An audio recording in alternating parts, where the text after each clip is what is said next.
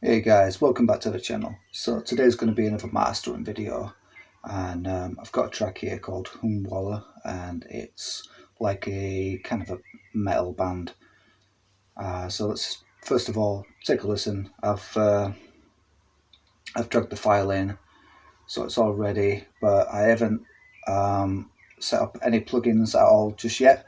And I'm just going to say quickly before I start, my thinking today, the plan is I'm going to do the fastest mixing that I can. So it's going to be, I just had this idea that I was going to do the first part of the mix, the first part of the mastering and EQing moves, like things like that. I'm going to do everything as fast as possible. The idea behind that is sometimes I think if you take too long over a decision, you can start to second guess yourself. It's like, when you see these like quiz shows and things like that, and the you get a really simple, easy question, and then the you know you go for an answer, and then they start thinking about it too much, and then they end up choosing something else, and it's wrong. So I think sometimes first mix just really fast. Don't take too long. Keep the flow going, and that's going to be the idea today. So I'm going to try and make it from here, and I've been waffling on for longer than I expected.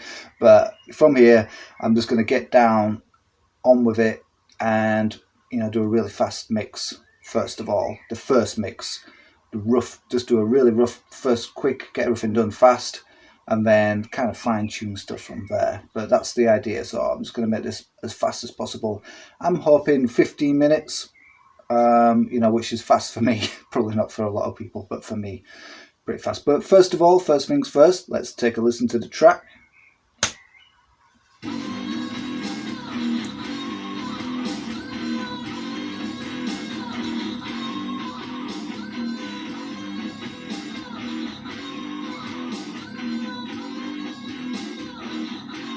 Got a lot of lyrics.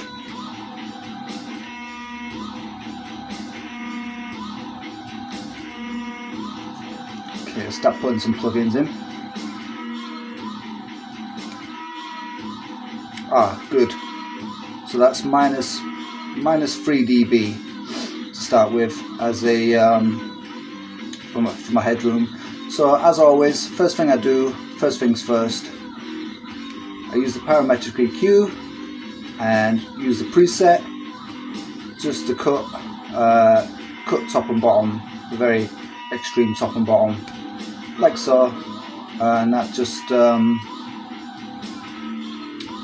gets to what you can see. You can see already from the display there. There's still far too much energy at the very low frequencies, like 20 hertz and things like that. So here we go, and I've just got this on loop, so I'm just going to bring the volume down now that I've had a listen to it. Okay, so doing that, and that's strange. So I've done that, and now I've just lost all my headroom just by doing that. It's amazing. Is that really just? Let me just. Okay, it was supposed to be a quick video, but you know how it is. Okay, let me just. So if I took that off, that is amazing. So wait, is that really right? Okay, so there's no volume increase. Wow. Okay, so just turn that down a little bit more. So just by putting on a low cut, wow, just by putting the low cut on there, it raises the volume by about 6 dB. Okay, in places. Wow, so that just goes to show the importance of a low cut. Okay, so I'm gonna have to bring the volume right down myself. Okay, so now, wow, yeah, I've never seen anything that extreme like that before. Just by nothing else apart from a boost cut. It doesn't seem right, but okay, I'm gonna maybe start with a very gentle compressor. It sounds like it's already fairly compressed, but I like the Kotelnikov. I like the Kotelnikov very much. So I'm just going to use a very small amount of compression. As always, adjust it so that it's only compressing the high frequencies rather than letting pass a lot of the low frequencies. Okay, so I'm going to bring the ratio down to probably about 1.8, so just with some gentle compression, and move the attack time to 10 milliseconds. Speed up the release time slightly, and then bring the threshold down until we see a little bit of reduction.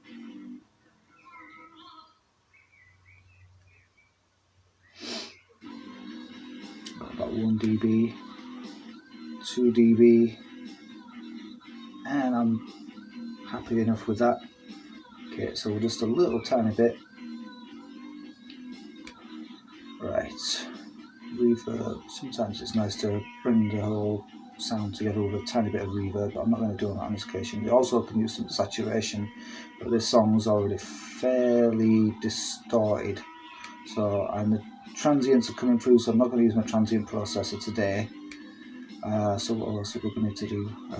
I've got my EQ 302 that I can work with. I'll use a soft clipper to get a little bit more volume. Parametric EQ, so I'll pull that in as well.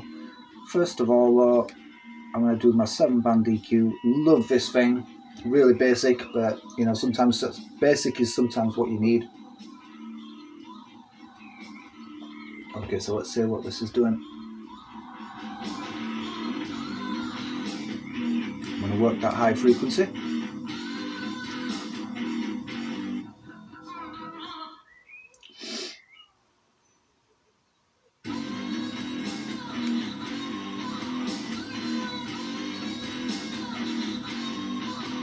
Not too much. If it's been uploaded to YouTube, you don't want to go, well, or Spotify, especially Spotify, that's the worst for it. You don't want to go too much on the very high frequencies, because it will just get turned down. I think YouTube seems as though YouTube doesn't like the lower frequencies. If you put a track that's very bottom heavy, a lot of low frequencies boosted, it'll just clip.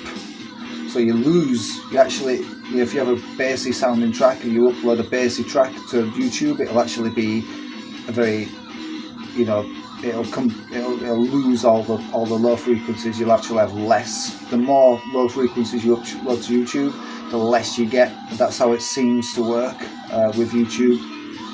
So that's just how it seems to me. Every time I try and upload something to YouTube with a lot of bottom end, it seems to end up sounding just very tinny and losing a lot of it.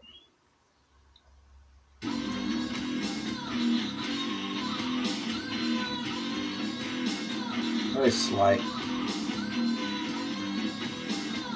not much at all, a little less.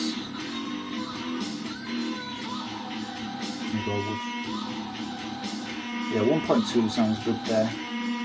Okay, very sensitive controls. It covers such a wide peak.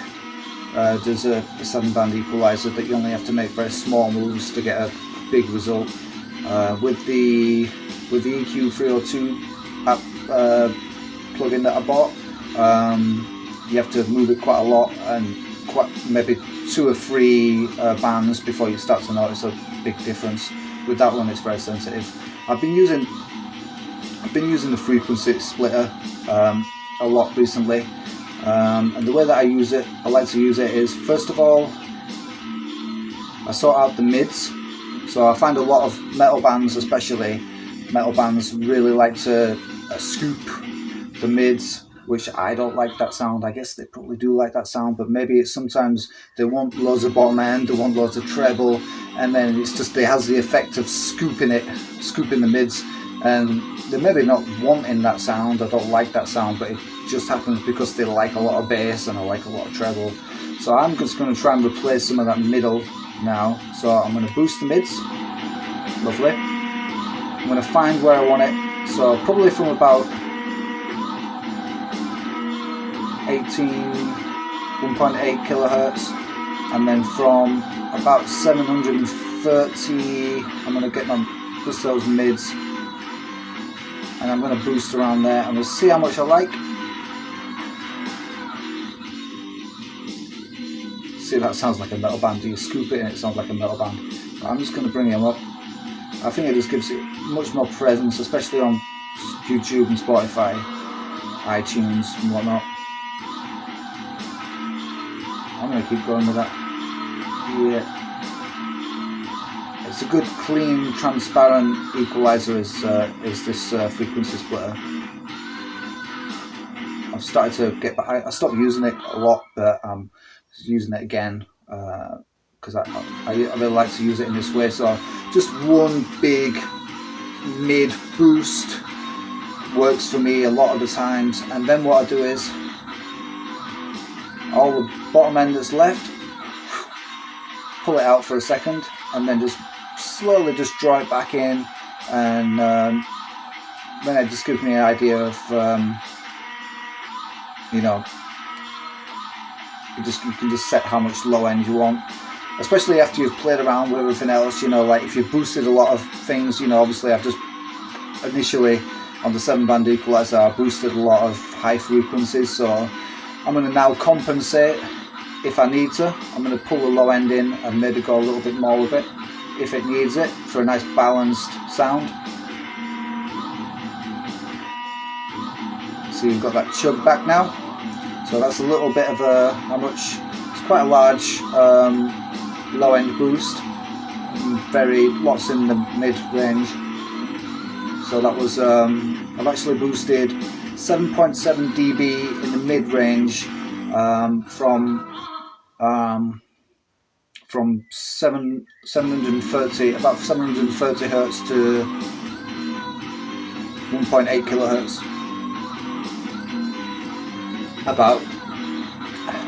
That's kind of about what I like to do. So we're getting too much volume now, so I'm going to pull in the clipper now. It's time to put the clipper on, just to back some of that volume off and keep the volume back. That doesn't make sense, but you know what I mean. Okay, what next? Okay, so I'm going to have a little sweep with the parametric EQ now. That's what I usually like to do. I'm just going to use 3 bands, which is handy, and maybe just going to, what we say, maybe just do something high up, get a little bit of high, not that high, but it's just nice around. I like the parametric EQ around up there, yeah, but maybe a little bit less, a little bit narrower, yeah, a little narrower, just a small amount, and probably a little bit less even still, 0.8. Okay, let me just have a little sweep. Anything that needs, probably I'm thinking, what have we got? Yeah, those low frequencies actually sound really good. Anything I can pull out a little bit? No.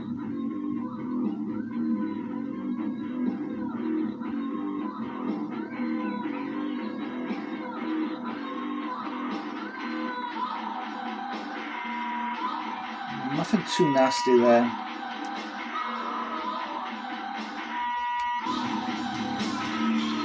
Nothing too nasty. I'm fairly happy with how it's coming along.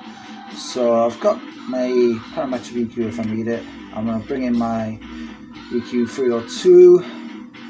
Love this thing. Maybe just get a little bit of presence. Find a little bit of presence. oversample, overload it a little bit. See, it doesn't do a right lot, but just finding that bit of presence makes it sound a little bit heavier.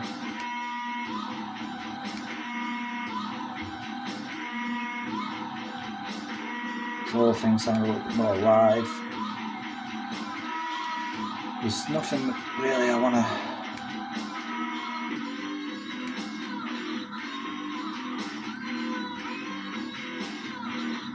Yeah, there's nothing too that really needs cutting, really. The mistake that I used to make with my frequency splitter, I always used to do a high shelf, so I just raise the high. I don't do it that way anymore. I use the 7-band EQ for that. I just prefer to do it that way. So that way you're not increasing all those high frequencies that are just not needed. It's something that I just kind of do differently to a lot of people. A lot of people like a high shelf. I think it just gets wasted. So let me just see. Okay, so I think we're pretty much in the ballpark now. So what we was 17 minutes in. So yeah, I wanted to keep this quite short. So that was the main gist of the video. If I'd have been working by myself and not, doing it, chatting and whatnot, it probably would have been a much faster. But yeah, we're roughly about the time I said, about 15 minutes, roughly. So yeah, I'm just going to do a few final touches now, and then I'm going to use my reference tracks and I've got my own way of doing reference tracks that, it's just my own way that I don't really like to share that technique. That's just something that I have for my own, for my own, part of what I do. For Fiverr, I do it my own way, but I don't want to. I share a lot of things, but I'm not sharing my reference tracks. I've got some good ones. So yeah, I'm gonna get on with that, and then once I've done that, once I've finished yabbering on, I'm gonna cut to the finished product, and then you can hear how it sounds on YouTube. Thanks for watching. Bye.